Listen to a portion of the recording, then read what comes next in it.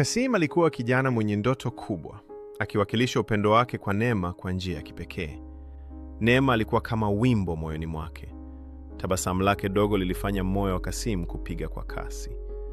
Walipokutana, Kasim alimshika mkono kwa ukarimu, akisema, "Mimi sitakuacha kamwe." Neema alikuwa na ndoto ya kusoma, kuvaa joho la chuo kikuu na kuinua familia yake kutoka umaskini. Kasim alijitolea kwa bidii, akifanya kazi mbili kwa juhudi. Alikata usingizi na kujinyima, hata simu yake akaiuza ili kulipa ada ya chuo.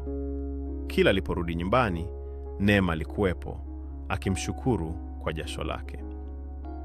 Usiku mmoja walikaa chini ya mwezi mzito, Neema akilaza kichwa chake kifuani mwa Kasim, akisikiliza mapigo ya moyo wake.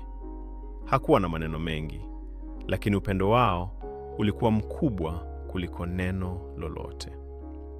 Miaka ilipita. Neema aliingia chuo kikuu na Kasim alikuwepo kila wakati kumsaidia. Siku ya kuhitimu ilifika na Kasim alikusanyika nyuma ya umati, machozi yakimkimbia kwa furaha. Lakini furaha haikudumu. Siku chache baadaye, Neema alimwambia, "Kasim, nimepata mtu mwingine." Kasim alijua kuwa upendo wake umemsaidia Neema kufikia ndoto zake, ingawa kilio kilimjia kimya kimya.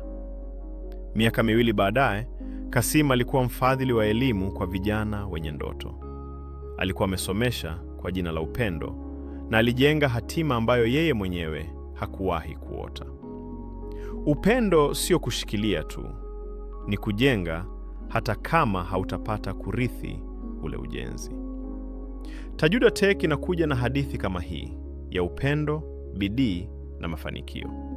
Jiunge na Tajuda Tech leo kwa huduma zetu za kipekee kama vile uandishi wa CV, ushauri wa biashara na mikakati ya kukuza ujuzi wako.